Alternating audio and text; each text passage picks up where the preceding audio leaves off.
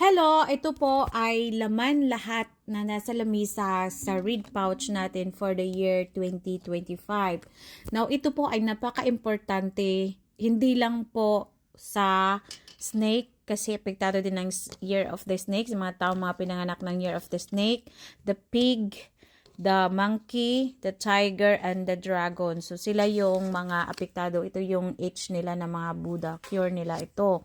Now, hindi lang po sa kanila yung ating reed pouch kasi kailangan nating ang malas i-turns natin into buenas. Ano ba ang dala ni Taiso for year 2025 kung wala tayong mukha niya na ilalagay sa ating mga main door, bedroom, or the living room? Kasi occupied po ni Taiso 2025 ang Southeast 3 sectors, sa lalong-lalo na po sa main door, bedroom, living room na situated in Southeast 3 sector, especially yung bahay na doon talaga nakalagay. So kailangan yun talaga ng mga pangontra. Now, ang pinakamalakas po is the metal bagwa and the magic losyo. Now, ito po ay napakamura lang. This is only 2.5. Lahat na po ito, lahat ng nakikita nyo dyan, laman na yan sa reed pouch. So, this one, ano ba ang hatid ni tayo sa 2025 kung wala tayo nitong mga pangontra or wala tayo mukha niya? So, kailangan natin siyang maging friends para hindi tayo mahagupitan sa dala niya.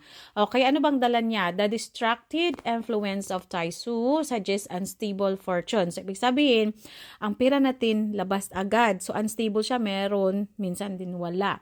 And also, potential accidents, kung pwede, ay wag munang mag-alis-alis. Kaya po siya, meron tayong cure for accidents. Ito po. And this one is cure po ito para magiging stable ang ating pera. Pangontra side yan.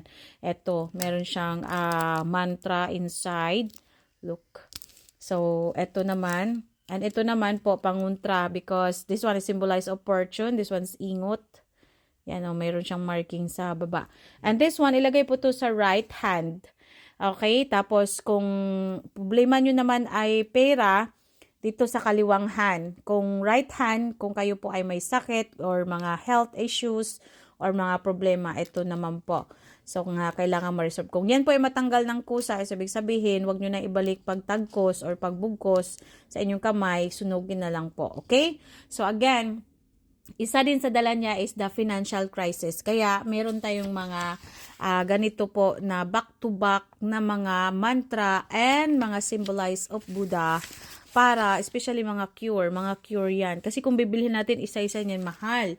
Okay, may mga mantra, ayan back-to-back po yan. See? So, this is the Wheel of Fortune, yin and yang. So, para to sa lahat, ayan So, this one and also that one is good health and all your wish come true. And this one is, basta number 1 to shock cure ang ating reed pouch.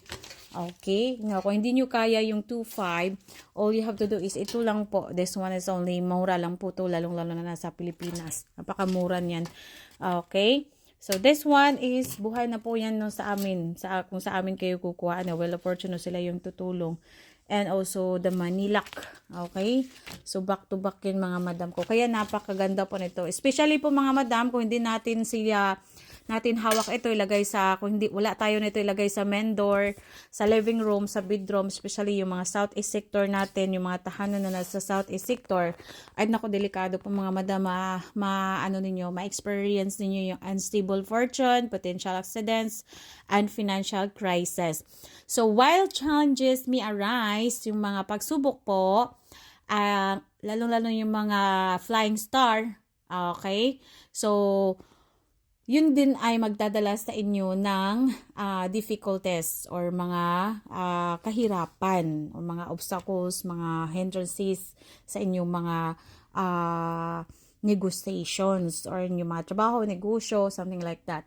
Now, ito po, they are the auspicious stars yung nakapaloob sa ating reed pouch. Lahat yan, nalaman po yan dito na kung gusto nyo talagang bongga-bongga ang effect nitong ating reed pouch, lagyan nyo to ng 12 na coins, tapos 7 piraso ng cotton balls, tapos lagyan nyo ng cinnamon powder, and then lagyan nyo din po ng bigas.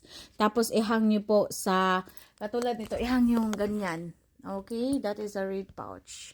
Pero 2024 yan. So this one is the best kasi pwede mo ito lagay lang sa bag, lagay sa bahay, lagay sa negosyo, lagay sa trabaho. This one will help you a lot. This is only 2.5.